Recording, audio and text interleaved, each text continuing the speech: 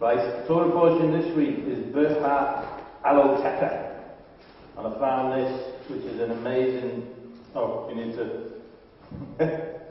Beha Aholekha. Okay? Yeah, is that alright in your face? Yeah.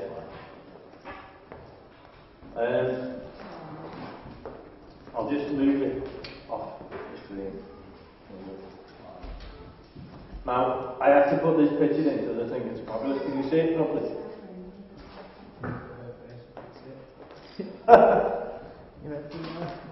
It's Moses in the wilderness, it does me. But the thing that happened to me when I looked at that Beha'alotekha, the first thing that came to my mind was Hawaii, and I'm not quite sure why, but the name just made me think of Hawaii, right? Which then made me think of ukuleles, which is a bit bizarre, isn't it? But it just did. And then, as my mind was wandering, then I started thinking about people playing ukuleles in Hawaii. So then, I was thinking about people playing ukuleles in Hawaii, and then I thought, that's what they look like, isn't it? If they were in Hawaii, they'd probably look like that playing the ukulele. And then I started thinking, Elvis Presley played the ukulele, didn't he, in a film? Yes. He did, didn't he? So I started thinking about that for a minute. And then I imagined, what would it sound like if Elvis Presley did a version of You Ain't Nothing But a Hound Dog on the ukulele? And then I started thinking, I wonder what a dog dressed up like Elvis Presley would look like. And I found that. So I was quite made up with myself. And then I started thinking about when I was a kid and I liked rock and roll and I wanted to be a teddy boy. And there was a fella called Russ Abbott on the telly who used to do a comedy show and dress up like a teddy boy. And I used to think he had great hair. I didn't know it was a wig, because he's completely bald. So I started thinking about him. Then I started thinking about how do people who are really big play the ukulele? Because the hands are massive, but the ukulele's dead little. So what goes on there? And then I started thinking, all kinds of people play the ukulele, don't they? And the banjo.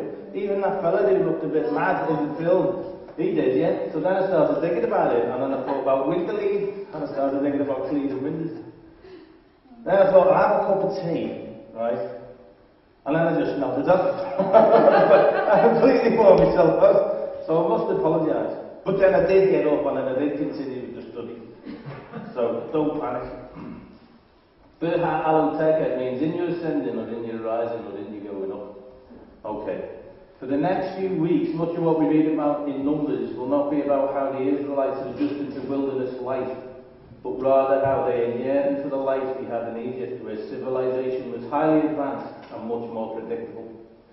Now, as we consider the possibility of a prophesied second Exodus whenever it happens occurring in our lifetime, the words of the prophet Isaiah come to mind. Declare in the end from the beginning and from ancient times things that are not yet done, saying, My counsel shall stand and I will do all my pleasure. Now, what are the promises that we can cling to? We know things are going to change in our lifetime. What can we cling to? The Almighty, will He tell us ahead of time what we need to know? Will we repeat the mistakes of the past?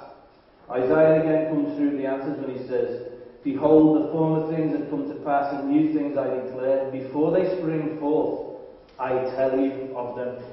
That's a relief, isn't it? I'm glad about that. Now, the word of Jehovah is our assurance. But it's our job, however, to follow His commandments as He continues to open our eyes to understand. We must do this without complaining or questioning His authority.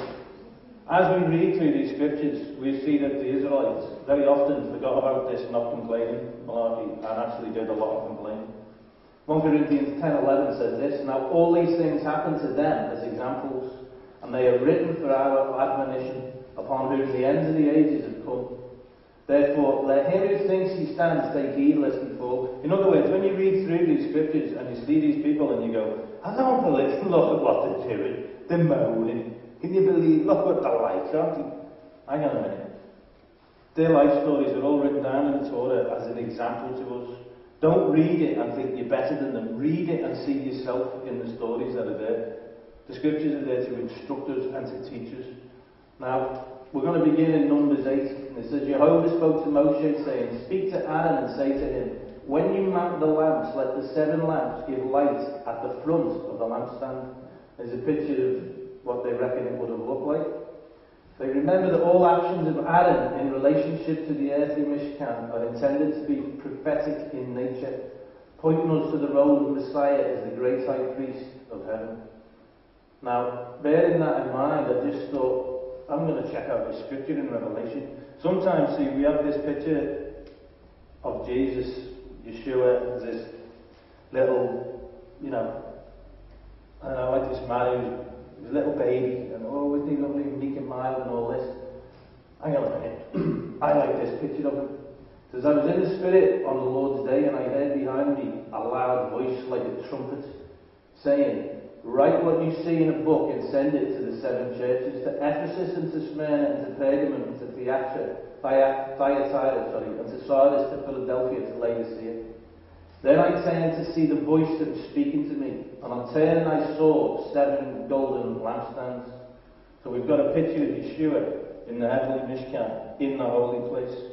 And it says this, and in the midst of the lampstands was one like a son of man, clothed with a long robe, and with a gold sash around his chest. The hairs of his head were white, like white wool, like snow. His eyes were like a flame of fire. His feet were like burnished bronze refined in a furnace.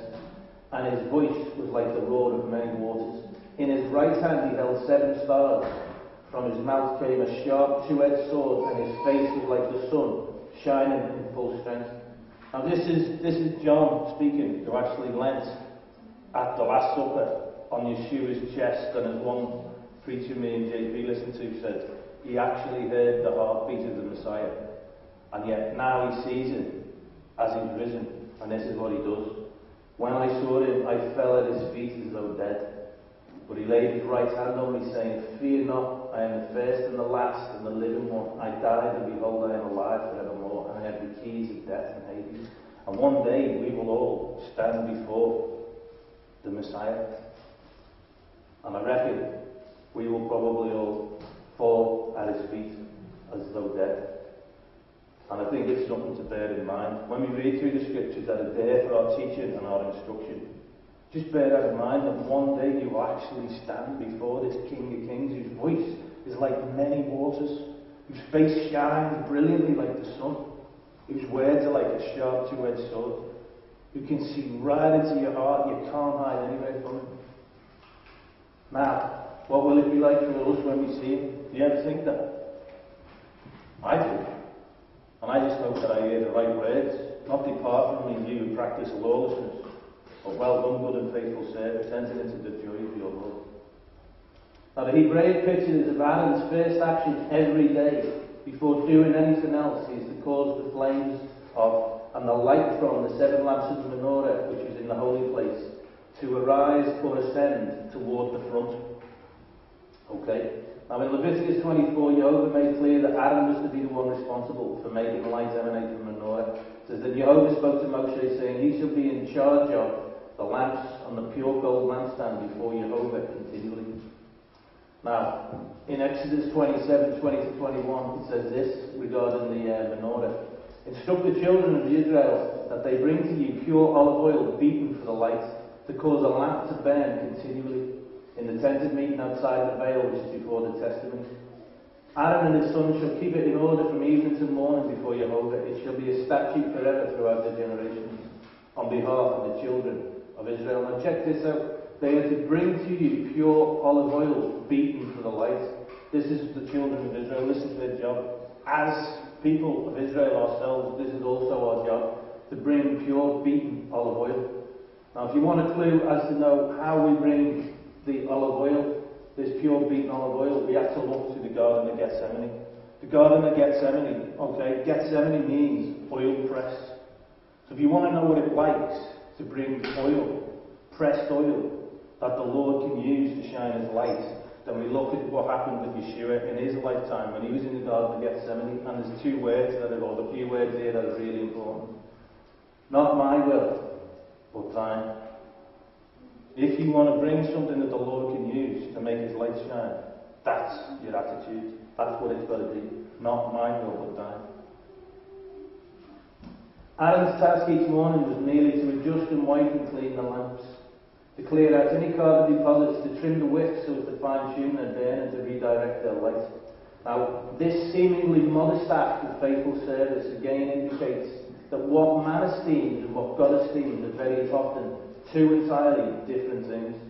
After all, the light of the menorah was not visible to those of the camp of Israel, since it shined within the confines of the sacred chamber of the tabernacle. Only the priests who served could behold this light, otherwise it remained hidden from the eyes of man. It wasn't a big showy act that he was doing when everybody was looking to him. Look at Aaron! Isn't he amazing? Look what he's doing. Okay, from God's perspective, that which is considered great in the eyes of men is considered of little account. And that which is considered insignificant in the eyes of men is considered as great importance. That's something for everybody to bear in mind. If you think, well, I don't really contribute anything, you might not be seeing it in quite the way that the Lord sees it. See, as people, we looked up to people who are sat on platforms surrounded by people and they're all, oh, isn't it marvellous? But the Lord looks at things in a completely different light. So, if you think, I'm not really doing much, don't put yourself down, because that might not be the way the Lord looks at what you're doing. Luke 9:48 says this, it says, whoever receives this child in my name receives me, and whoever receives me receives him who sent me. For he who is least among you is the one who is great. Okay? That doesn't speak well for this fellow, does it? Particularly. It's not a good thing to receive the adulation of men. It says in Luke 6:26, woe to you when all people speak well of you, for so their fathers did to the false prophets. When the world starts speaking lovely things about you and saying you this, that and the other, get a bit worried. There's only one thing we should be interested in, and it's what the Lord says about us and what he thinks about us and the fact that he knows us. Shouldn't really matter to us at all what the world thinks. Okay, the wisdom of the world, by the way, i.e. the pragmatic, self-promoting egotism, is folly before God. 1 Corinthians 1:20 says this, where is the one who is wise? Where's the scribe? Where's the debater of this age? Has not God made foolish the wisdom of the world? And how foolish they will all look when they stood before the Creator. How foolish indeed. And obviously, people know, I live with my brother, and my brother is an atheist. And he's very academic, he's very intellectual, and he thinks that what I speak is absolute nonsense and drivel. But that doesn't matter. That doesn't matter. One day he will realise the truth, and he'll realise the wisdom of the world is folly. So if you get a chance, pray for him. His name's Alan, that his eyes will be opened while he's still got a chance. Yeshua emptied himself, and he was disguised as a lowly servant. And those who are called great in the kingdom of heaven will be recognised as the servants of all. And here's our example, Yeshua. It says that he sat down, he called the 12, and he said to them, if anyone will be first, he must be last of all and servant of all. And he washed feet to demonstrate what he was talking about. Just even that. If anyone will be first, he must be last and servant of all. That's not a popular message in the world, is it? That's the message of our Messiah. It says in Mark 10:44, and whosoever of you will be the chiefest shall be servant of all. Trying to tell us something, really, isn't it? Something. Now, to some degree, the menorah could provide directional lighting. The holy place was not a large place, and with a little ingenuity, Aaron could, if he wanted, adjust the bowls so as to make every nook and corner of the holy place bright and cheery. This would, however, have one small drawback. It would divert the attention and focus of the priests away from God to the tasks, assignments, and ministries being performed. Okay? Aaron is told to cause the flames of the menorah to ascend forward, thus casting their light forward. That's a bit of a puzzle. What does it mean, cast the light forward? Okay, this is the place where he is. He's operating here. How is he casting the light forward? What's this all about? Well, this is what it's about. In Hebraic thought, forwards always means towards the presence of Jehovah. For example, a devout Jew always prays facing towards Israel, the Holy One's holy land. If he's in Israel, he always prays facing towards Jerusalem, the Holy One's holy city. If he's in Jerusalem, he always prays facing towards the western wall, the only remaining part of the temple. If he's at the western wall, he always prays facing towards the Holy of Holies, where it once was. Forward means toward the presence of God. In this case, towards the veil, separating the holy place from the Holy of Holies here. So what was the effect of directing the flames and light of the menorah forward? It was to backlight this place and its furnishings. And the priests would function there in backlit shadows, not brilliant lights. Their attention must always be drawn towards the one behind the veil, to Jehovah, the source of all light, who deserves and still deserves to be the focus of everything that goes on. Okay, how's forward thinking in you? What's your focus of attention every day? Where do you want the glory to fall? Whose will do you want done? Let us not seek to have the bright light shine on our ministry or what we do, but just on Him. Let us never appropriate unto ourselves any of the glory that belongs to Him. Let us never seek the limelight of a repetition. The limelight is His alone. So are we being trained to live and work and serve with backlight. If we and our ministries ever become the focus of attention, His glory becomes obscure. So let us make sure we adjust the lamps and the direction of the lights each morning before we do anything else. There's a picture here in the scriptures, isn't it? Okay. So what we have in the Torah is a picture of devotion every morning in a place away from the eyes of men. Okay. Now this devotion is all about focusing on Jehovah. His will, not ours. For His glory, not ours. Now bear in mind, Aaron the high priest is a picture of Yeshua as our Messiah. And now we're to look to Him as our example. We are called to be a nation of priests, so let's start every day the way our Messiah laid it out for us in His Word. In a private place, in prayers of devotion, looking to Him, seeking to make sure that He gets all the attention, and not us.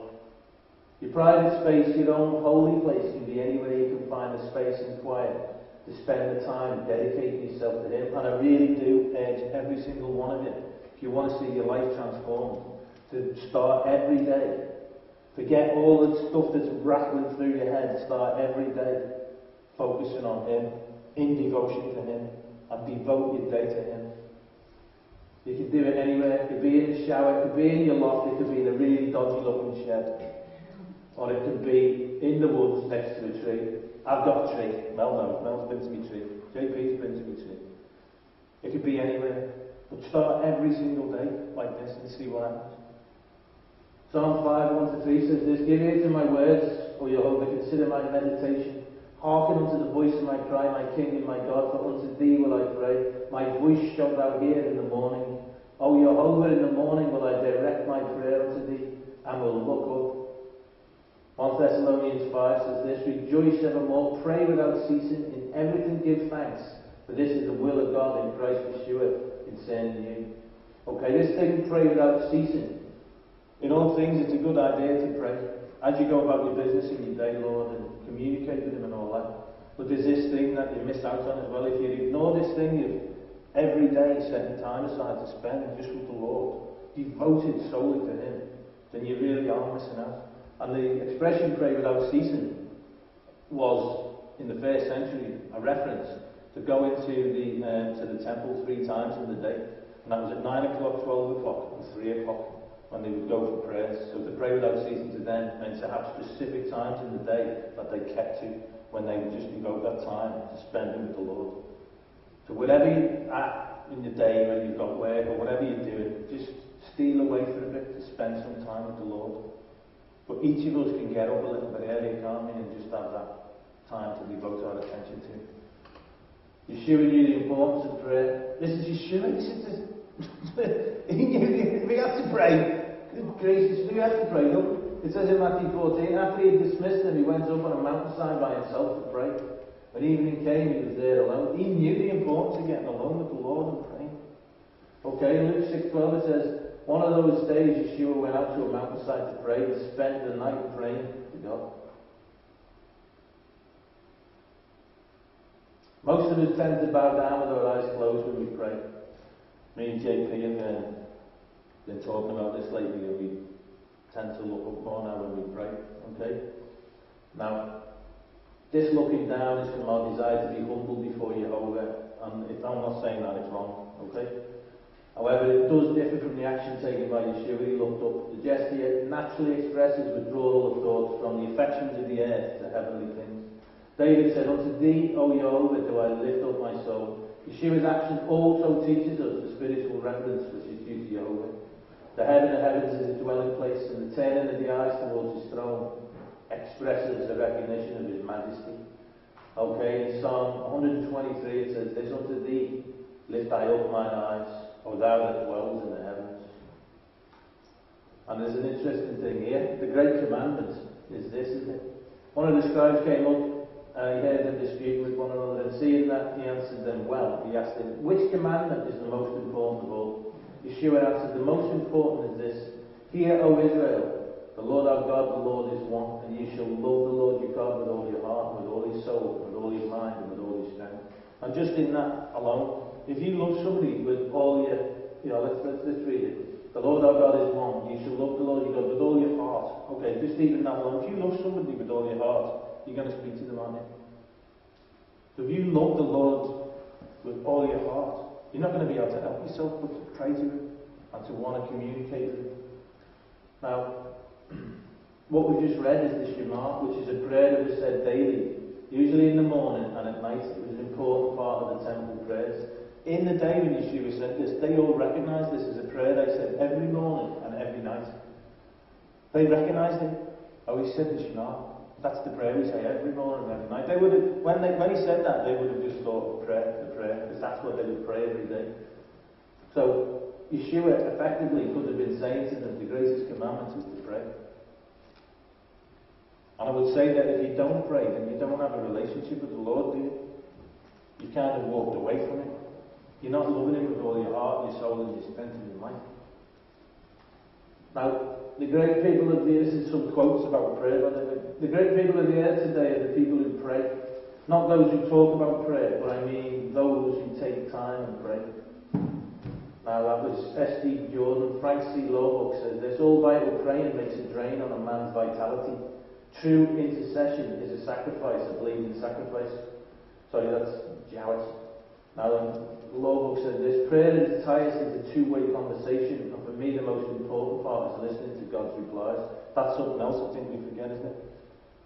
See, when I say steal away to spend some time with the Lord, it doesn't necessarily mean steal away to just chew his ear off.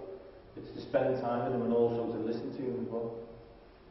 Now, Baxter says this: "Men may spurn our appeals, reject our message, oppose our arguments, despise our persons, but they are helpless against our prayers." I love that. It's amazing, isn't it? See, I do, like I said before, I have a brother who opposes me vehemently, and he would argue with me all day. But he's helpless against my prayers. He's helpless against your prayers. I don't think we quite realise how important prayer is. God never gives us discernment in order that we may criticise, but that we may intercede. When we see a problem, what's our response to it? Is it, "Oh, it's just shocker, see what you did, oh"? Or is it, "Wow, that person's in trouble, we need to pray for that person"? What is it? Prayer changes things. Charles Stanley says a few things. He says, "How to listen to God. We're either in the process of resisting God's truth or in the process of being shaped and moulded by His truth. Since God knows our future, our personalities, and our capacity to listen, He is never going to say more to us than we can deal with at that moment. We can be tired, weary, and emotionally distraught, but after spending time alone with God, we find that He injects into our bodies energy, power, and strength. An unskilled man who knows how to meditate upon the Lord has learned far more than the man with the highest education who does not know how to meditate. Of all the things Christ wants for us, loving Him and focusing our attention on Him are the most important. So what if you know loads of stuff? It really doesn't matter, does it? The Lord came so that we could have a relationship with Him. And prayer is a big vital part of that. Now, how come there always seems to be something more important to do than pray? Think about it, doesn't it? You got your phone goes, then it's the football, then it's hairstyle, and then there's gabbing, eating, moping, picking your nose, watching the television, unravelling the thread of your dog's favourite blanket, trying to find a cheap Victorian lampshade on eBay, seeing if anyone you know has posted anything embarrassing on Facebook, read an article on 20 things you can do around the home with an aubergine and a plastic spoon, trying to get your hand down the back of the couch to see if you can find your silver Jubilee coin, see if you can make a noise like a sonic screwdriver, take a picture of yourself on your phone to see if you need to start going to the gym, learning the names of all the seventh wonders. Whatever it is, whatever ridiculous thing it is, there always seems to be something that pops in your head when it's time to pray. Well, I've noticed it anyway. just about to, oh, you know, I must just move this, and I must just, hang on. How come when you actually decide to pray, when you're on your knees, you get bombarded with the strangest thoughts? You start worrying about where you lost your favourite sock. All sorts fly through your mind. Faces of people who annoyed you 10 years ago. You remember all the emails you need to reply to. For the ladies, there's the hunky men. French fellas whispering ooh la las and nibbling your ear. And for the men, there's the loose ladies trying to hijack your attention. You try to blot it all out, and before you know it, your mind's gone into a trance. You find yourself ambling through the tulip fields of some crazy make-believe fantasy land where you've just won the Grand Prix and Edwina Curry is your mum, and you're just about to start dancing with John Travolta to Hound Dog, and before you know it, you're thinking about them again. Hawaiian ukulele players. And you've just drifted off, haven't you? You've lost all your focus. That's what happens to me. Seriously though, James 4:8 says this, draw near to God and he will draw near to you. Cleanse your hands, you sinners, and purify your hearts, you double-minded. Proverbs 28:9 says this, if we want to know about prayer, he that turneth away his ear from hearing the Torah, even his prayer shall be an abomination. Psalm 145 says, Jehovah is nigh unto all them that call upon him, to all that call upon him in truth. The world will try and distract us, and if we let it, we're done for. See, Adam every day would get up and he would go and trim the lights of the menorah. He did it every day without fail. He set it in his mind that that was what he was going to do, and he did it. And we have to set it in our minds that every day we're going to do this. We're going to devote every day to the Lord. He gets all the glory and all the light shines on him. And if we do that, our day goes so much differently. But we have to make the decision to do it. Okay? And when you're considering prayer, remember this. If you turn away in disobedience, your prayer is an abomination. It's no good just to keep going, oh please, please, please. We're also told, aren't we, to lay down our lives for him, to offer ourselves as a living sacrifice. So that's another thing to bear in mind every single day. Lord, all the glory is yours. I offer myself today as a living sacrifice for you. Whatever it is that you would have me do today, Lord, that is what I want to do. Direct me, Lord. Put words in my mouth. Send the right people to me, Lord. Give me an opportunity to serve you. Every day devote your life to him. Right, next in the Torah portion we read about the consecration of the Levites, and I reckon Aaron must have looked like this fella. And I'll show you why in a minute. Seriously. He could have even looked like this fella. Have you seen this fella? He's outrageous, isn't he? Can you see him? Okay. You could ask, why do I think he looked like that? Because Aaron, the high priest, at the midway point of the ceremony of dedicating the Levites, right, he had to lift up each Levite as a wave offering before Jehovah. Each Levite was literally picked off the ground and waved up and down and left and right by the high priest. There was 22,000 Levites. Now that must have been some undertaking, wasn't it? Don't mess with the high priest. he's rugged. Okay. We also learn that the priests had to learn how to serve from the age of 25 years, but we also know that they begin service properly at the age of 30, so they're in training for 5 years. But at the age of 50, they retire from the workforce and shall serve no more. They may assist their brother Levites in the tent of meeting by standing guard, but they shall perform no labour. Thus you shall deal with the Levites in regard to their duties. So at the age of 50, you don't do all the humping and all the heavy work. Okay, I'm 46 and a quarter. I haven't got long to go. Okay, Numbers 9. Right. It speaks of the importance of the Passover. Okay. Jehovah made a distinction, remember, between his people and the Egyptians. Okay. The word in the Hebrew for distinction is pedot, which I think is amazing, because it consists of these letters: a pei, a dalet, and a tav. Pei is a mouth, dalet is a door, and tav is the sign of the covenant. So effectively, when he said, I'll make a distinction between his people and the Egyptians, he's actually saying, okay, the difference is going to be that at the mouth of the door, that will be the sign of the covenant. That would be the difference between me and my people. I just think it's amazing, the Hebrew.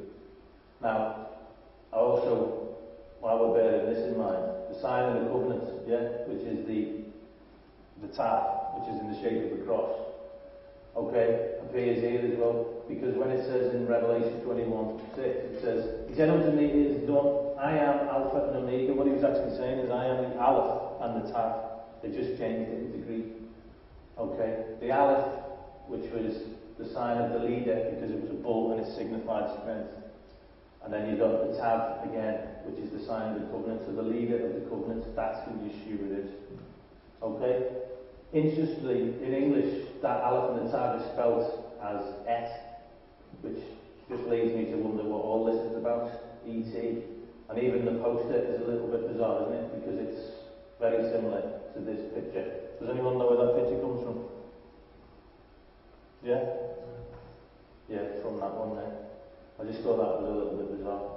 But anyway, Numbers 9 tells us all about how important the Passover is. Jehovah spoke to Moshe in the wilderness of Sinai on the first new moon in the second year following the exodus from the land of Egypt, saying, let the Israelite people offer the Passover sacrifice at its set time.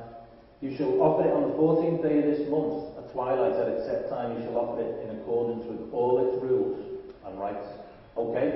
Exactly a year ago when Jehovah brought his redeemed out of Egypt, he told Moshe this. When Jehovah brings you into the land of Canaan, which he swore to your ancestors to give you, a land flowing with milk and honey, you are to observe the Pesach ceremony in this month. So you could have this attitude, well, if we're not in the land, we can't do the Passover, can we? Back then, neither Moshe nor the redeemed community knew that it was going to take more than a year for them to make it to the land of promise. But should we observe the Passover, even though the conditions spoken by Jehovah for its celebration, that is, entry into the land of promise, has not occurred? Let's think about it. There's no grain to harvest in the desert. We're eating manna, not matzah. What should we do concerning his instructions for the Passover under these circumstances? Think about it. Plenty of reasons there why you don't have to bother. If you don't want to do the Passover, you could make it, we can't do that. It's clear from verse 1 to 3, however, that Jehovah wants his people to celebrate the Passover. No matter what their circumstances are, This Torah portion reminds us that one of the most important things Jehovah had our ancestors do before leaving Sinai was to commemorate the Passover. There's a reason for this. The Pesach and the symbolic appropriation by every man, woman and child of the lamb's blood upon the doorposts of our lives is and will always be the cornerstone of our relationship with our God. We can never ever forget that, can we? Without Yeshua's sacrifice, there's nothing. There's no relationship. There's no getting up in the morning and being able to speak with the Lord. There's none of that. But for our heeding the voice of heaven and applying the Lamb's blood as directed, we would have lived our entire lives and died in the slave camps of the world. Just think about it. If he hadn't done what he did, we were lost and dead. We'd have never had the truth to set us free. We'd have never actually come to know our Messiah. We'd never know the living God. And we'd have died in our sin. With no hope. I remember what it was like. It was absolutely rubbish. And I was a backsliding Christian, and I still tried to cling on to the fact that, he still loves me, while I was living like a complete idiot. The difference between living apart from him and living with him is just ridiculous, isn't it? But only that is possible because of what he did for us. Don't forget it. Revelation 5:9 says this, you are worthy to take the book and to open its seals, talking about Yeshua, for you were killed and bought us for God with your blood. Remember that as well, we're bought, we're purchased. So every day when you get up to devote your life to him, that's the only thing you should, that's your reasonable service, because you've been purchased by his blood, haven't you? Out of every tribe, language, people and nation are made as a kingdom of priests to our God, and we will reign on the earth. Are you one of those who truly gets who he is? And how amazing what he's done for us is? I would just want you to ask this, have you fallen at his feet and wept, and have you given away your dowry and devotion to him? There's a picture here of the woman who took, JP's mentioned this before, and they've come to me the other day. She took the alabaster oil, didn't she, and she broke it, and she anointed the Lord, and she wept at his feet. Actually, she was a poor woman, and what she was actually doing was giving up the only thing of value that she had on the world, which was probably her dowry that would have enabled her to get married, which is the only thing she could have done or aspired to in her life to find any social status. She gave all of that up, all her hopes and aspirations in her life. She gave all that up as she fell down before the Messiah at his feet and wept. She wept because she was a sinner, and she wept because she recognized who he was. And she recognized he was just about to go and give up absolutely everything for her as well. He was wounded for our transgressions, he was bruised for our iniquities. The same feet with the nail driven through. The chastisement of our peace is upon him, and with his stripes we are healed. Of course, we celebrate the Passover. Verse 5 says this, and they offered the Passover sacrifice in the first month and the 14th day of the month, the twilight, in the wilderness of Sinai, just as Jehovah had commanded Moshe, so the Israelites did. But there were some men who were unclean by reason of a corpse, who could not offer the Passover sacrifice on that day. Appearing that same day before Moshe and Aaron, those men said unto them, unclean though we are by reason of a corpse, probably Joseph's body that they were carrying, why must we be debarred from presenting Jehovah's offering at its set time with the rest of the Israelites? Okay, what an attitude that is. Not, oh well, we couldn't do it, never mind. Sorry. They were actually cheesed off, but for the right reason. Because they wanted to celebrate the fact that the Lord had redeemed them. Moshe says to them, stand by and let me hear what instruction Jehovah gives about you. I love this. Because he basically just said, I'm gone. Let me just go and ask God. Because he didn't have the answers. They didn't have the answers, but they knew the source of all wisdom and understanding. And what was the Lord's response? Jehovah spoke to Moshe, saying, speak to the Israelite people, saying, when any of you or of your posterity were defiled by a corpse who were on a long journey would offer a Passover sacrifice to Jehovah, they shall offer it in the second month and the 14th day of the month of twilight. They shall eat it with unleavened bread and bitter herbs. And they shall not leave any of it over until the morning, and they shall not break a bone of it. They shall offer it in strict accord with the law of the Passover sacrifice. This word in Hebrew for it actually is in the masculine form, but very easily it can be saying, they shall not leave any of him over until the morning, and they shall not break a bone of his body, which is exactly what happened with the Messiah. It's so prophetic what's going on. How gracious Jehovah is. He must have been delighted.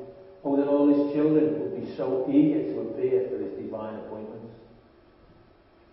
Now, he also foresaw that there would be others who could participate, but who would just refuse to do so. And it says in verse 13, but if a man who is clean and not on a journey refrains from offering the Passover sacrifice, that person shall be cut off from his kin. But he did not present Jehovah's offering at its set time. That man shall bear his guilt. That is serious. The Lord takes it really seriously. We're commemorating the fact that he gave his son as the Passover sacrifice for our sins. So if we think it's not a big deal, think again. The Lord seriously takes it as a massive big deal. When a stranger who resides with you would offer a Passover sacrifice to Jehovah, he must offer it in accordance with the rules and rites of the Passover sacrifice. There shall be one law for you, whether stranger or citizen of the country. So please remember, these are the feasts of Jehovah, divinely appointed times, not the Jews' feasts. They're his. And if we choose to be in covenant with him, whether native born or a stranger, then we are instructed to keep them. Of course, why would we not want to keep it anyway and celebrate the fact that the Messiah came and died for us? Passover is a picture of personal salvation, which is foundational to all subsequent phases of redemption. If there's any doubt in your mind that you should be celebrating it, Ephesians 2:12. At that time you without Messiah, being aliens from the commonwealth of Israel and strangers from the covenant of promise, having no hope without Elohim in the world. But now in Messiah Yeshua, you who were once far off have been brought near by the blood of the Messiah. You used to be aliens from the commonwealth of Israel. You used to be strangers from the covenant of promise. But now, Yeshua, the Passover sacrifice, brings you into this covenant. You're no longer apart from Israel. By obeying the commandments he has set up for his people, we will reflect who he is to a lost and hurting world. That's his plan. Let's not try and change it for something we think works better. His plan. Always stick to his plan. Kenny Russell said something the other day, that the Lord can do more in 5 minutes through your life than you can do in your whole lifetime. How foolish we are when we try and change his plan for our own plan. Talking of which, let's have a quick look at the reasoning behind ignoring it and doing the pagan festival of Easter. Okay, and I just saw this as a meme and I thought it was great. What if I told you that Easter was pagan and not a god? Would you do your research to see if I was telling the truth? Most people wouldn't. Now, I'm not going to go through all this because we all know where it comes from. Easter, Ishtar, the Lord's feasts or man's feasts. Which will you choose? We know why they were dyed red, because it was the baby's blood that the eggs were dipped in and they'd celebrate it. But this is interesting. This is the whole mentality behind keeping Easter instead of the Passover is summed up in this. 321 AD, the Easter question. Constantine on the Council of Nicaea. Okay, this is the attitude of men. Okay, our worship follows a more legitimate and of course convenient course. We desire, dear brethren, to separate ourselves from the detestable company of the Jew. They do not possess the truth in this Easter question, for in their blindness and repugnance to all improvements, they frequently celebrate 2 Passovers in the same year. Okay, so these people are saying that they're ignorant and they're blind, and they're having to go to them to celebrate 2 Passovers in the same year, when we just read in Scripture that that's perfectly acceptable and allowed. Oh, sorry. Does show him exactly who it is who's ignorant. Okay. We cannot imitate those who are openly in error. That's what they're putting. You should consider that not only the number of churches in these provinces makes them a majority, but also, as is right in a man that reason approves, we should have nothing in common with these Jews. For the reason that they say they keep Easter is because they've improved on the Passover. These are men. They've made an improvement. It's more convenient. Okay. The majority do it, so it must be right. And it just stands to good reason, doesn't it? So, if you know people who are keeping these pagan feasts, please point out to them that this is not a thing to do. Point out to them how important it is to the Lord that we keep the Passover. Jeremiah 16:19 says this, "O Jehovah, my strength and my fortress and my refuge in the day of affliction, the Gentiles shall come unto thee from the ends of the earth and shall say, surely our fathers have inherited lies, vanity, and things wherein there is no profit." Okay, and I just love this. Give thanks to Jehovah, for he is good, his mercy endures forever. Don't forget his mercy endures forever. And he stretches and reaches out his mercy to all those people that we know who are in error. Don't speak to them harshly and angrily. Speak to them in love. And always remind them of his mercy. But please speak out to them. And from the first part of this Torah portion, if all you take away is the fact that every day you get up and you devote your life and devote your day to Jehovah, that you offer yourself as a living sacrifice every day. If that's the only thing you take away, I'll be absolutely delighted. And just try it. But also start to think, how does the Lord see things? Think to yourself, why might it be important that we keep the Passover? Put yourself in Jehovah's position. Of course it would be important, wouldn't it? Okay. Literally a t-shirt. There you go. Should we pray before? Okay, we're going to do part 2. Beha Aholekha, part 2. Okay, if this thing goes funny again, just have to shout. Okay, the end of chapter 9 talks of the cloud and how they were to follow it. We're just picking bits of the Torah portions so that we can concentrate on it.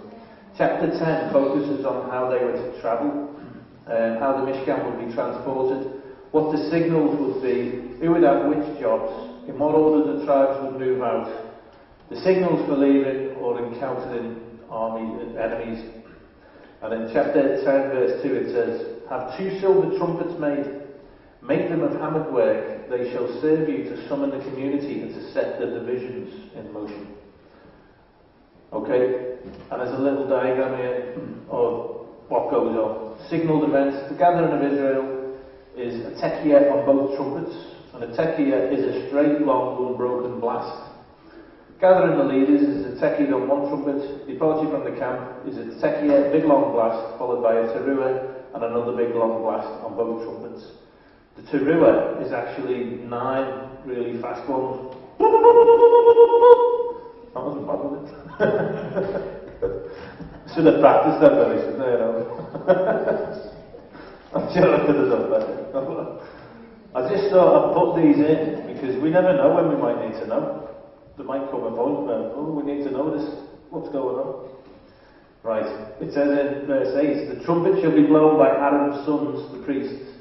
They shall be for you an institution for all time throughout the ages.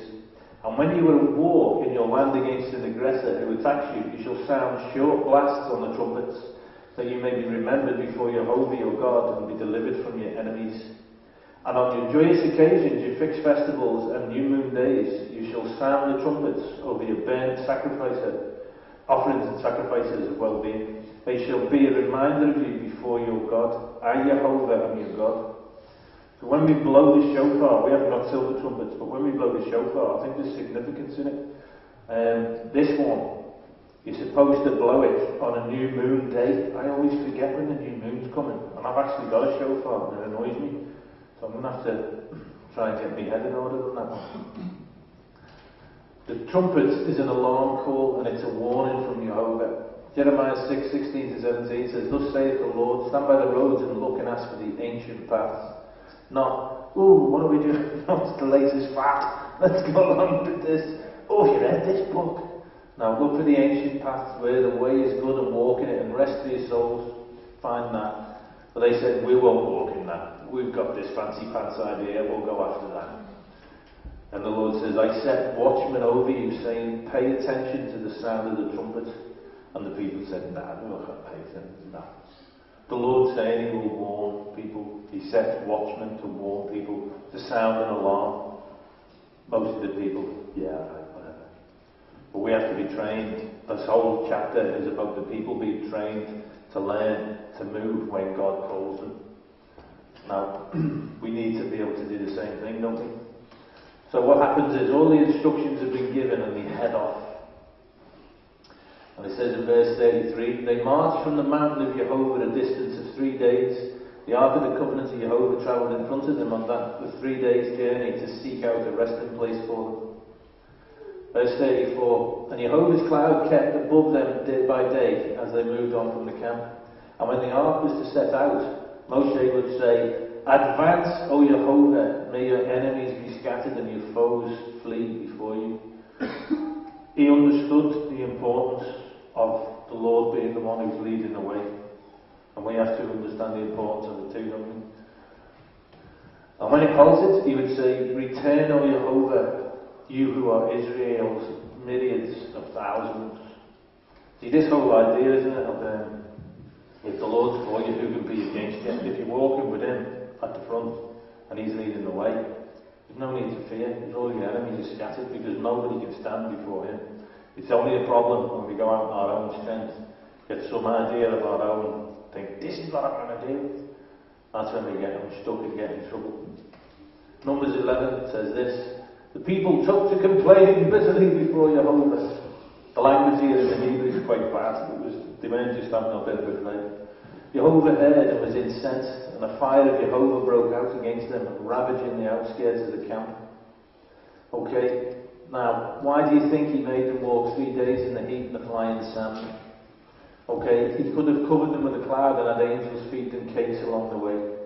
He could have showered down cool, refreshing fruit juice from heaven in little glasses with toothpick umbrellas that came down 20-minute intervals, with the angels fanning them and going, "Oh, it's God, it's okay, it's okay." The Lord could have done this.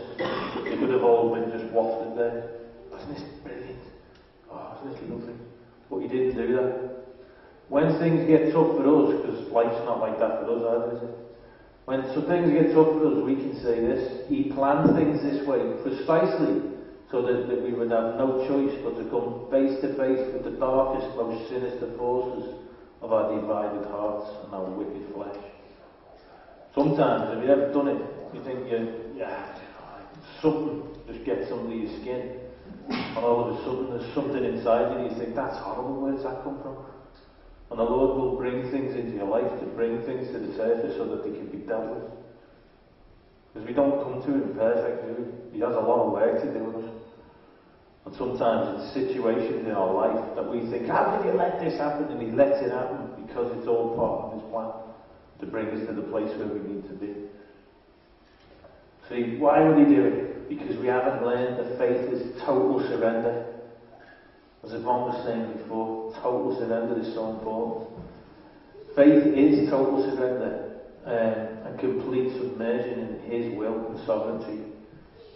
And we've not learned that faith is nothing whatsoever with demanding our rights from Him, or bending His covenant promises out of context and out of time to satisfy the desires of our flesh. These people have this funny idea, don't they, that, I've come to the Lord now, everything's going to be great and rosy and cushy and all that. It's not. You come to Him completely surrendered, bowed before Him, and then He begins His work in you, and often things get pretty tough. Here's a wise saying though: He who blesses Jehovah at all times has no time to complain. And here's another one: He who receives every meal and every circumstance in his life with gratitude has no time to feel sorry for himself. Like the first test of whether a person, man, woman or child is submitted to and cooperating with Jehovah in His redemption process is what comes out of the person's mouth. Yeshua says this: what comes out of your mouth is actually coming from your heart. Okay? Listen very carefully to what comes from your mouth. It will tell you exactly what is in your heart. If you listen to them, the words you speak will tell you and everyone else very clearly if you're submitting to and cooperating with Jehovah's redemptive work, or if you're resisting and rebelling against Him. Every time you open your mouth is the sum and the substance of what comes out, the giving of thanks to and glorification of Jehovah, isn't it? Sometimes it's a good idea when you're speaking to actually just listen to what you're saying and think to yourself, wow, does this glorify God in any way? Where does this come from? Is this the state of my heart? Is this really the state of my heart? Is Jehovah being continually blessed by your speech? Or are other people? If you speak full of criticism of other people, of their doctrine, their form of religious observance, do you tend to harp on about other people's faults or misdeeds, or obsessing on what wrongs people have done to you? Or do you lean towards flattery? Are you a master of guilt trips and manipulation? Or do you use your gift of speech for self-promotion? Or does your tongue give voice to your obsession with material things? What are the words you're saying about you? Listen and have a think. Jehovah, bear this in mind, He hears every word we speak. He knows exactly what's in our hearts at every moment, even if we don't. We have His complete attention at all times. Bear that in mind. Bear that in mind. And listen to the things that you say. You can't fool Him into thinking that we're spiritual. He's not deceived. You can put a mask on in front of people like it work, but you can't put a mask on in front of God. It doesn't work. The people cried out to Moshe. Moshe prayed to Jehovah and the fire died down. And there we have the power of prayer. Okay? That place was named Taberah because a fire of Jehovah had broken out against them. The riffraff in their midst felt a gluttonous craving. And then the Israelites wept and said, if only we had meat to eat. Okay, the thing to bear in mind is they already did have meat to eat, because they went up with a great multitude and flocks and cattle. They were just looking for a pretext to moan and turn against Jehovah. They had plenty of meat if they'd wanted. They were just looking for an excuse. And he says this: we remember the fish that we used to eat free in Egypt, the cucumbers, the melons, the leeks, the onions and the garlic. Okay, so how quickly they forgot the bondage. Instead of longing for the honeymoon period of Sinai, they look back to Egypt. Okay, how many people live in bondage so they can enjoy the trappings that Egypt has to offer? Things that we make such a big deal over, things that are ultimately disappointing anyway. The world is ultimately disappointing. Sin is always ultimately disappointing. But people make a big deal of it. I've seen it. People, I remember when we used to, and they look back at the world and these rose-tinted spectacles and think it's brilliant. It's like, what? Just like these people looking back to the time we were in Egypt, in bondage, going, wasn't it brilliant? We used to do this and that. Imagine how the Lord's heart felt over that. They've just come from Mount Sinai where he's been in this honeymoon period with them for over a year. And then there's just completely looking beyond that and looking back to when they were in slavery. They say this: now our gullets are shriveled, there is nothing at all. Nothing but this manna to look to. Okay. Now, when the Israelites had some rationale behind their complaints, Jehovah reacted with kindness and long-suffering. But when they became chronic complainers, he became angry. Not only did they lust for meat, but they verbally attacked the manna. Okay, so when they came out of Egypt, there was a few times early on when they had a good reason for saying, oh Lord, this isn't terrible. They were thirsty, they were hungry. And what the Lord did was he dealt with them graciously and lovingly. He said, oh, okay, they're hungry, I'll send manna. Oh, you're moaning, the water's bitter. Put this stick in the water and it will turn sweet. But they've got no reason at this point in time to be complaining. They've been in this relationship for a year. They should know by now that they can trust him. And they've got no reason to be complaining anyway. He's provided their needs. They're just not satisfied. They've even got meat, the very thing that they're craving. And they attacked the manna that he sent. Okay, in Numbers 11:5 it says that, doesn't it? It says, we remember the fish which we used to eat free in Egypt. Now the ancient sages tell us that free meant that the food was free from mitzvah, free from the commandments. In other words, now the Israelites were obligated to observe the commandments as their sustenance was dependent upon keeping the Torah. And they didn't like it. With the manna, you had to pick it up in accordance with his word. You couldn't pick too much up on, you couldn't keep any over you. Every day you had to go out and pick it up, didn't you, apart from for the Sabbath. Okay, so it's sad to see that what these riffraff were rejecting was what they saw as dull, boring manna. Now the manna, we know, represents the Messiah, because it was the living Torah, the bread sent from heaven. The sufficient sustenance provided by the Almighty as they journeyed through the wilderness. But instead of this, they lusted for everything of Egypt, and they also corrupted the children of Israel around them as well. The sages say that the manna possessed the virtue of every pleasant savour and was agreeable to every taste. Why then would anyone reject it?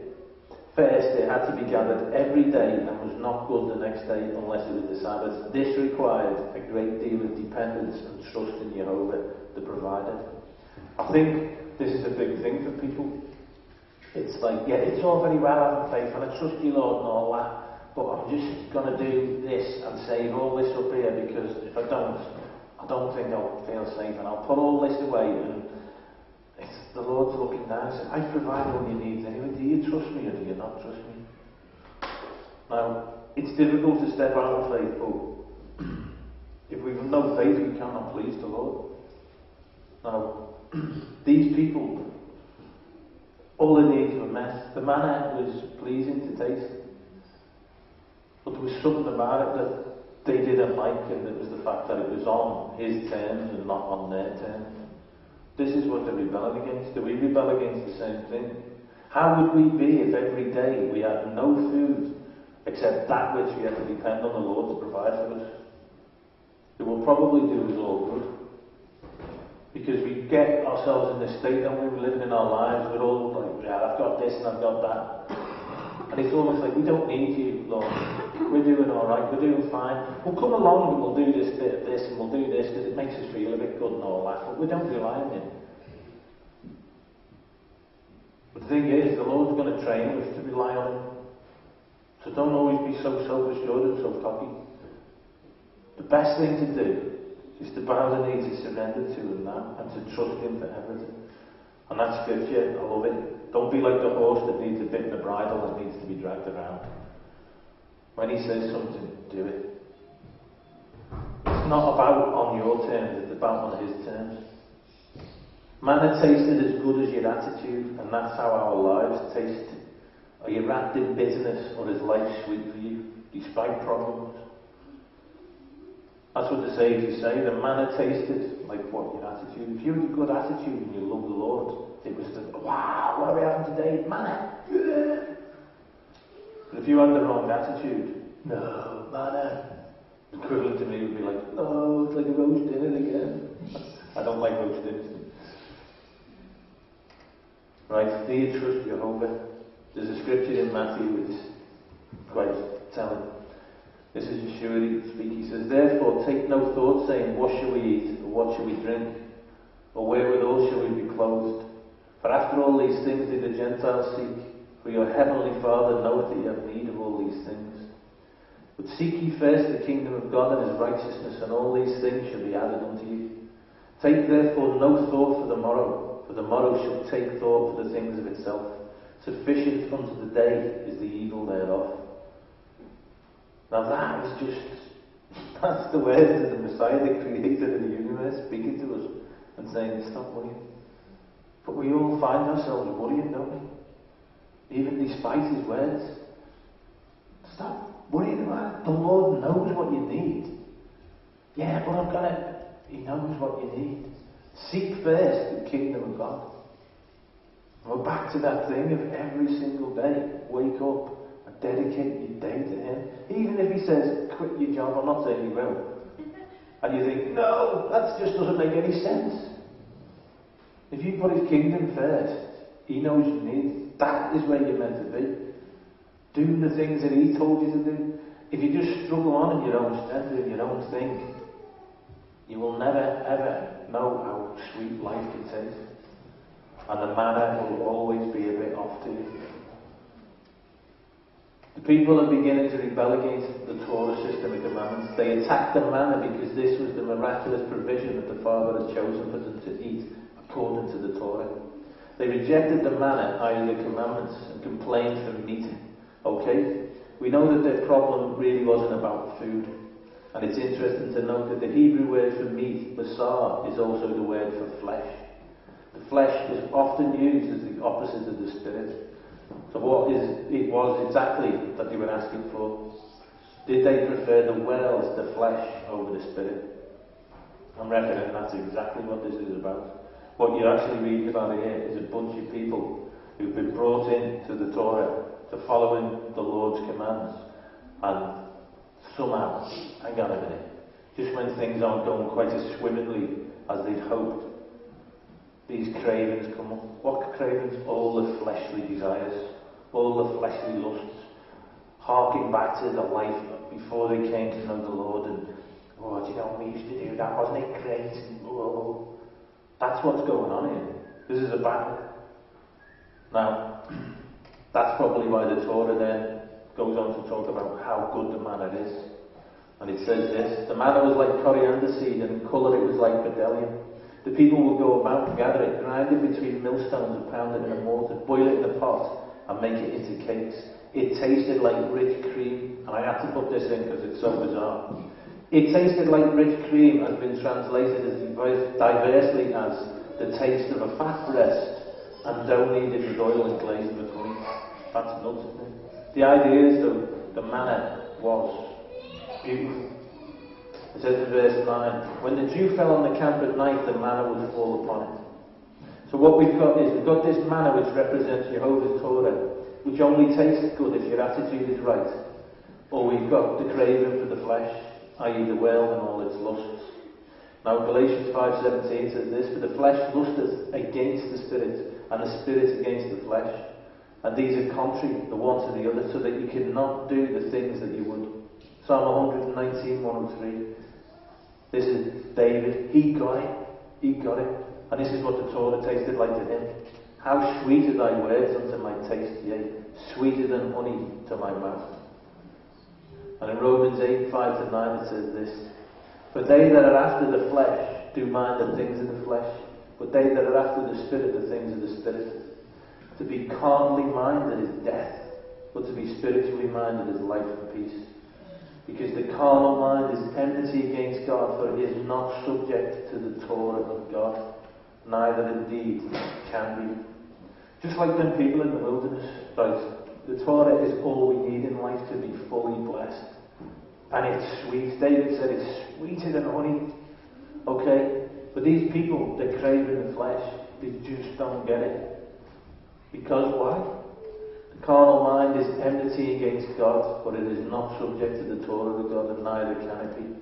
So then they that are in the flesh cannot please God. But the Lord says this to those who is, you're not in the flesh, but in the Spirit. If so be that the Spirit of God dwell in you. Now, if any man hath not the Spirit of Christ, he is none of his. So if you are walking with a carnal, fleshly mind, which leads to death, if you are walking in such a way as you cannot subject yourself to the Torah of God, then it tells you here, you are not walking in the Spirit, and you are none of his. You do not belong to Yeshua. That's clear. That's exactly what it's telling you. And you're just like these people in the wilderness who completely missed what they had in front of them. Give us meat.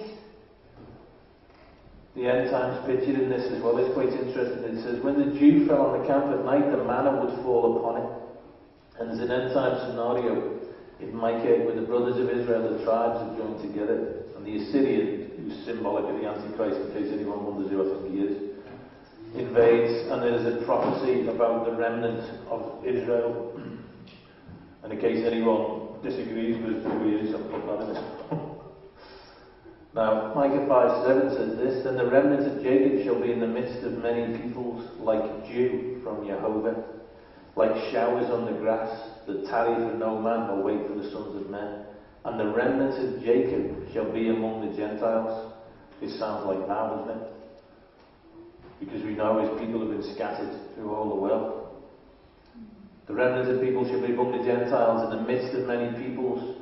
And this is what they'll be like a lion among the beasts of the forest, like a young lion among flocks of sheep, who, if he passes through, both treads down and tears in pieces, and none can deliver. Your hand shall be lifted against your adversaries, and all your enemies shall be cut off.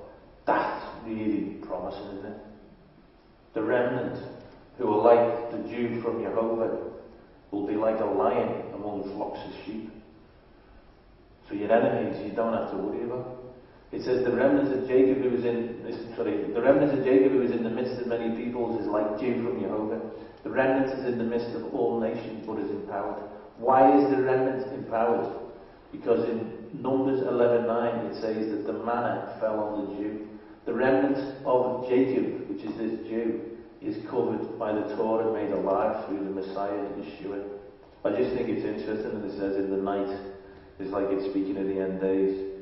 The manna falls on the Jew, and the Jew, as in D-E-W, are the remnant of his people scattered through all the nations. And we know the manna is the living Torah, the bread from heaven, which is Yeshua. We are the remnant scattered through the nations. We are the dew from Jehovah, and the manna, his living word. In the night, our times has fallen upon us. Now just ask yourself, do you think it's sweet, or do you crave for meat, the things of the flesh, or the things of the world? Is his word sweet to you? Or do you find yourself complaining? Do you find yourself horrid after these thoughts of the things in the world? Or do you recognize it? Wow, this is straight from the Lord. This is beautiful. See, what the word does is it builds you up, and it's all you need. The Torah is his teaching and instruction, and if you follow it, you cannot go wrong. Seek first his kingdom, and all the other things that you need are added to you. Proverbs 1 says this, my son, if sin is enticed thee, consent thou not. My son, walk not thou in the way with them. Refrain right foot from their path. Just as there was in this camp, there was the riffraff who were all whining. They actually had an impact on other people. And we might come across people who also are trying to have an impact on us in a bad way. Proverbs 1 is saying, no, don't let them entice you. For their feet run to evil and make haste to shed blood. So are the ways of everyone that is greedy of gain, which taketh away the life of the owners thereof. And then it goes on later to say, how long, ye simple ones, will you love simplicity? And the scorners delight in their scorn, and the fools hate knowledge. Turn you at my reproof. Behold, I will pour out my spirit unto you. I will make known my words unto you. Because they have called and you refused. I have stretched out my hand and no man regarded. But you have set at naught all my counsel, and would none of my reproof. I also will laugh at your calamity. I will mock when fear cometh. This doesn't sound to me like the Jew that he said will be the remnant all over the world. It will be like a lion amongst sheep. This is a completely different scenario. This is for the people who reject his word. This is for the people who are more interested in the things of the world. They want that flesh. The people who don't recognise how sweet the word of God is, who don't recognise that their life belongs to him if he's bought them by his blood. Okay? It goes on to say, when your fear cometh as desolation and your destruction cometh as a whirlwind, when distress and anguish cometh upon you, then shall they call upon me, but I will not answer. They shall seek me early, but they shall not find me. For that they hated knowledge and did not choose the fear of Jehovah. They would none of my counsel and despised all my reproof. Therefore shall they eat of the fruit of their own way and be filled with their own devices. For the turning away of the simple shall slay them, and the prosperity of fools shall destroy them. Now the good news is, whosoever hearkeneth unto me shall dwell safely and shall be quiet from fear of evil. Psalm 23 says this, it's beautiful. He restoreth my soul, he leadeth me in the paths of righteousness for his name's sake. Yea, though I walk through the valley of the shadow of death, I will fear no evil, for thou art with me. Thy rod and thy staff, they comfort me. And verse 10, it says, Moshe heard the people weeping, every clan apart, each person at the entrance of his tent. Jehovah was very angry, and Moshe was distressed. Now this bit here, the entrance of his tent, it speaks of separateness and not unity. So there's a lesson here for us as well. We must not remain separate and arouse the anger of Jehovah. We can be different from one another. We're all different parts of the body of Messiah, but we must be unified in order to make it to the promised land. Now, in this Torah portion, Moshe now has a moment. He really has a moment. He flips out completely. And I got a chance to put this baby's face up. He's properly fed up. He really has had enough of these people. Okay? And what is happening here is he's learning that standing before the Pharaoh and saying things sure to get him killed was the easy part of the job. Okay? It says in verse 11, Moshe said to Jehovah, why have you dealt ill with your servant? And why have I not enjoyed your favour? That you have laid the burden of all this people upon me. Did I conceive all this people? Did I bear them? That you should say to me, carry them in your bosom as a nurse carries an infant, to the land that you have promised on oath to their fathers. Where am I to get meat to give all these people? When they whine before me and say, give us meat to eat. I cannot carry all these people by myself, for it is too much for me. If you would deal thus with me, kill me rather, I beg you, and let me see no more of my wretchedness. He's really not in a good place, is he? I'll give him this, at least he's honest in his prayer, wasn't he? He wasn't trying to fluff it up and say, oh, well, you know, and then wander off. He was honest in his prayer, but he's really at the end of his tether, isn't he? Which is bizarre, because you compare it with earlier on, when he says this, but now if you will forgive their sin, but if not, please blot me out of your book that you have written. Wow, he's changed his tune, hasn't he? He's willing to be blotted out of the Lamb's book of life, for the people's sake. And now he's saying, oh, just kill me. To do me any. 16, it says this, then Jehovah said to Moshe, gather for me, this is his answer to this bunch of people who were whining for flesh. Gather for me 70 the elders of Israel, of whom you have experienced as elders and officers of the people, and bring them to the tent of meeting, and let them take their place there with you. I will come down and speak with you there, and I will draw upon the Spirit that is on you, and I will put it upon them. They shall share the burden of the people with you, and you shall not bear it alone. I remember reading this ages ago, and I remember thinking, oh no, it's like they're sucking dry all these special powers, taking some of it and sticking it in front of the people. It's probably because I used to play top trumpet when I was a kid, and I got this wrong concept of what's going on. What it says, it took from Moshe and he put the Spirit on it. This is the best way to imagine it. Moshe resembled at the time a candle placed upon a candelabrum. Everyone lights from it, yet the brightness of that candle is not diminished. So it's interesting that Jehovah will take of the Spirit that's upon Moshe and put it upon 70.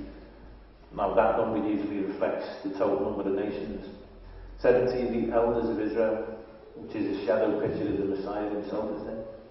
So this is Jehovah's response to all that craving for flesh in the camp. That's his response. Now what he does is he goes on to give them the desires of their heart, at the same time as he's anointing the elders over his people, elders who are full of his Spirit. But he does go and give them the desires of their heart.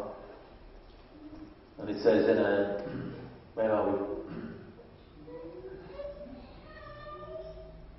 Yeah. There it says in verse 18. Say to the people, purify yourselves, for tomorrow you shall eat meat, for you have kept whining before Jehovah and saying, if only we had meat to eat. Indeed, we were better off in Egypt. Jehovah will give you meat, and you shall eat. You shall eat not 1 day, not 2, not even 5 days, 10 or 20, but a whole month, until it comes out of your nostrils and becomes loathsome to you. For you have rejected Jehovah who is among you, by whining before him and saying, oh, why did we ever leave Egypt?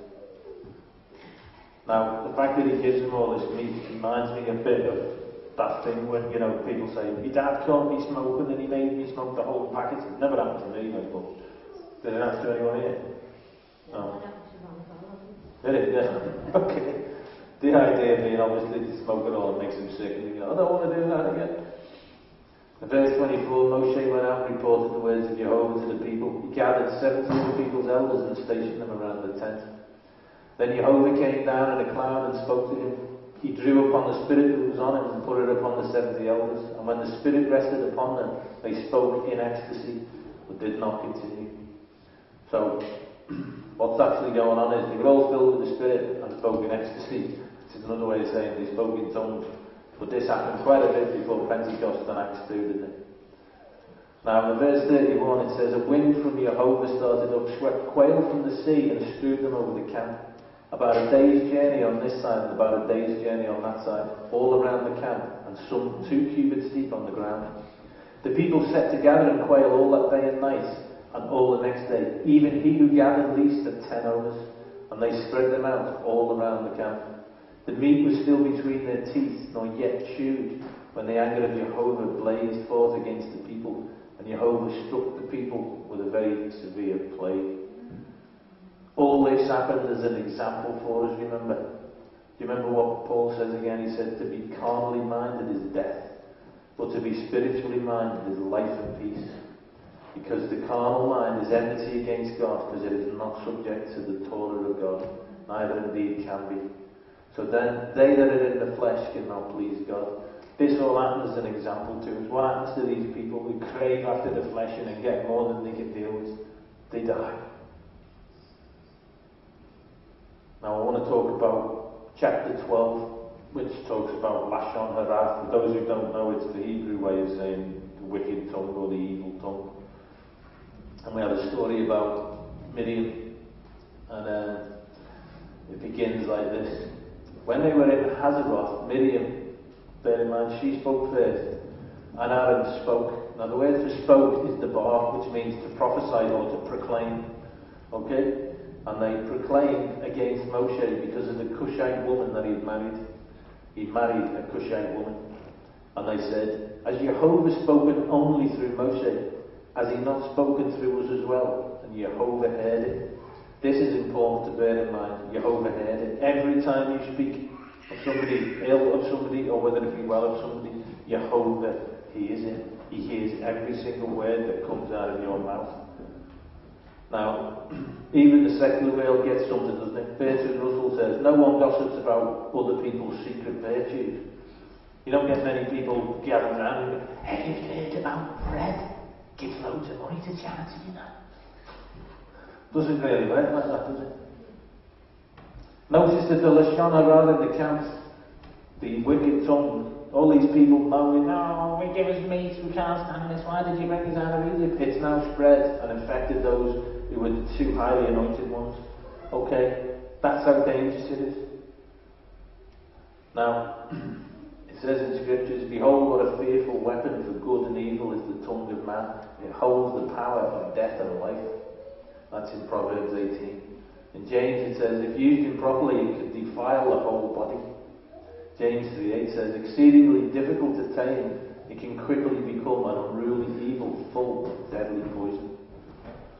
Lashon Hara includes, but is not limited to, and there's a list here I just want us to have a quick look at. Speaking words of gossip, making accusations concerning another outside the context of Torah ordained proceedings, moralizing about someone else's behaviour or appearance, ridiculing another, sarcastic criticism of another, name-calling, character assassination, complaining about or covenant out loud another person's wealth, complaining about one's own circumstances or relationships, judging another person, unfavourable comparisons, for example, one child to another, one leader to another, and blasphemy.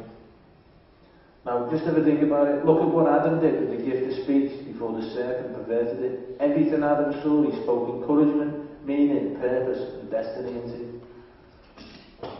And the great example, which I just think is quite amusing, is the example with Eve. When he's, before the fall, he says, this is bone of my bones and flesh of my flesh. Whoa! And it's all great, and it's wonderful, and it's brilliant, and then there's the fall. And then what does he say? It was her! She made me do it! There's a big change, isn't it? Now, the reason it was so serious for Miriam and Aaron to speak with Lashon Hara is because she was a prophetess, and he was the high priest. What they say had weight, and people listened. But wait a minute, we're called to be a kingdom of priests. And wait another minute, people look at us and listen to the words that come out of our mouths all the time. They do. If you profess to belong to the living God, people will watch you and they're listening to the things that come out of your mouth. Malachi 2:7 says this, for the priest's lips should keep knowledge and they should seek the Torah at his mouth, for he is the messenger of Jehovah Sabaoth. That's what you are. You're the messenger of the Lord God on high. So your words, check them and make sure that that tallies up with the calling. Jehovah does not appreciate his representatives carrying his name in vain. See, this word in English, it says, thou shalt not take the name of the Lord thy God in vain, is actually carry. Don't wander around calling yourself a Christian. Don't wander around saying, I belong to Jehovah, and do it in such a way to disgrace his name. Thou shalt not take the name of Jehovah thy God in vain, for Jehovah will not hold him guiltless that takes his name in vain. Now this lady, she went from being this prophetess when they crossed over the Red Sea. She led them all, she had a tambourine and they sang and everything, and she was like, oh, come on!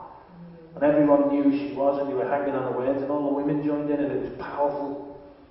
And she proclaimed these marvellous things. Then what happens? She uses her tongue wickedly, and she ends up like this. All this is here as an example for us. It's not just some story, and oh, look what happened to her.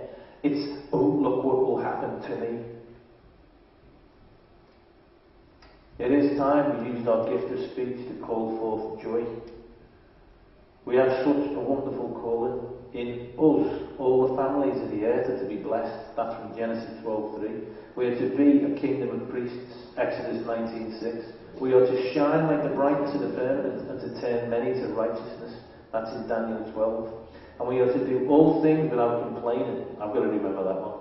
And disputing, that you may become blameless and harmless, children of God without fault in the midst of a crooked and perverse generation, among whom you shine as lights in the world, holding fast the word of life. That's from Philippians. Now I'll put a picture up of Kenny Russell. When he came, what he did is, he spoke words of life, didn't he? He didn't come in and start going, oh, I don't think much of you, it's a bit cold, and oh, I don't like my tea like that. He didn't do those things, did he? He came and he spoke words of life. Before the fall, Adam spoke words of life. The Lord God, our Creator, created by the words that he spoke. It's powerful. The things we say really, really are important.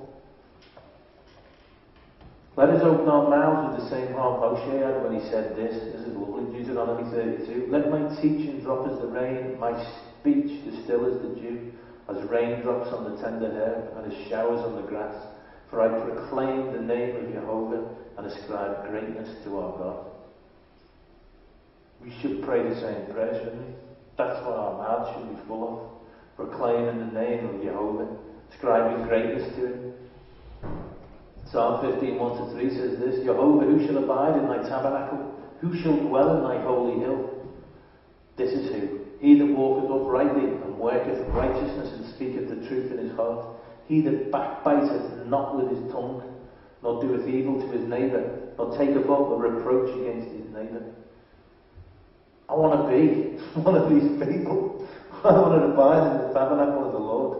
And it tells me clearly, he that backbiteth not with his tongue.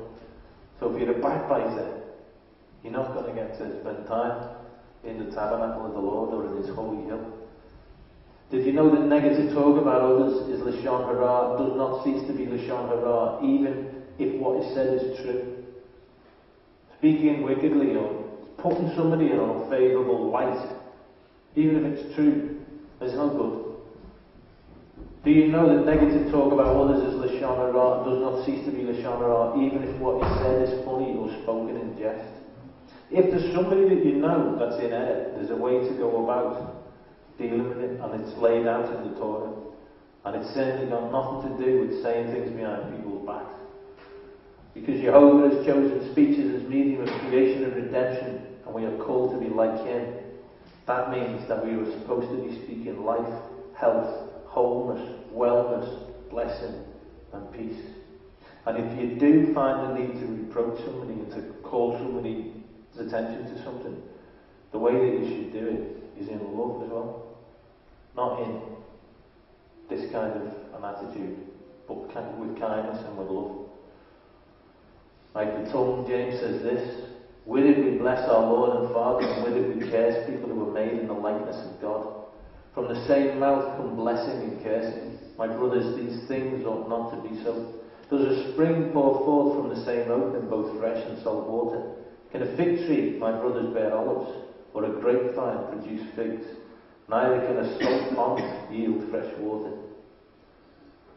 Let the words of my mouth and the meditation of my heart be acceptable in thy sight, O Jehovah, my strength and my Redeemer. What a prayer that is. If you spend the time in the morning in front of the Lord, what a thing to pray. Let the words of my mouth and the meditation of my heart be acceptable in thy sight. David said this, set a guard, O Jehovah, over my mouth, keep watch over the door of my lips. He realised we do have a tendency, don't we, sometimes to have our towel on. Before we know it, we've done something, we've said something, and we think, oh. Now, I'm going to finish this section by talking about humility. Because it then goes on to say, Moshe was a very humble man, more so than any other man on the earth. Okay? What a thing to say. And that's in the Torah. He was the most humble man on the earth. Incredible. It's like the secret of deep intimate communion with Jehovah is not to be found in study, in great works of faith or in years of service. It's found instead in humility. Submission of every aspect of one's life to Jehovah and to his ways. Micah 6:8 says this, He hath shown thee, O man, what is good, and what doth the Lord require of thee, but to do justly and to love mercy and to walk humbly with thy God. Humility is not what sometimes taken to be a low estimate of oneself. That's false or counterfeit humility.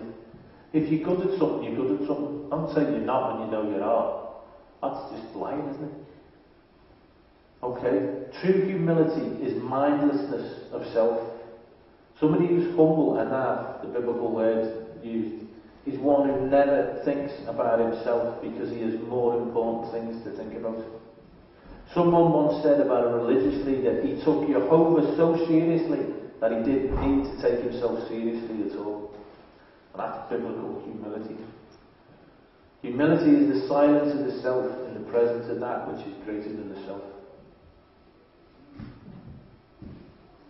And this is the word in Hebrew for humble. And we looked at this the other week. And the letters tell a very telling tale, because it tells us that the humble shall see. Now that's new, and it means life.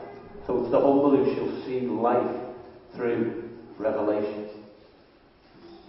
Jehovah speaks about Moshe. This is the humblest man on the earth. He said, "Hear these my words, when a prophet of Jehovah arises among you. I make myself known to him in a vision. I speak with him in a dream. Not so with my servant Moshe. He is trusted throughout my household. With him I speak mouth to mouth, plainly and not in riddles, and he beholds the likeness of Jehovah.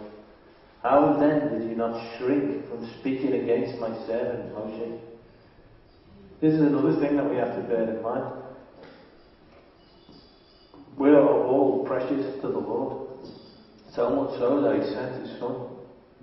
Incredibly precious. We ought to think about that. If we ever think we're going to utter a word against each other, we should remember that person that I'm just about to speak against is incredibly precious to the Lord God Almighty. Well, I think I'm just going to change my mind. I'm actually not going to say anything now. That person is so precious to the Lord. Verse 9. Still incensed with them, Jehovah departed. As the cloud withdrew from the tent, there was Miriam stricken with snow-white scales. When Aaron turned towards Miriam, he saw that she was stricken with scales. She was basically given to rats. It was like death had come over her. This is all written as an example to us.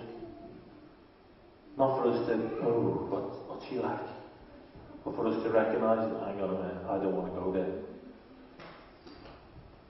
We're to learn a lesson as if it happened to us. Read it as if it happened to yourself. That's how we're supposed to take it. Matthew 12 says this, "For I say unto you that every idle word that men shall speak, they shall give account thereof in the day of judgment.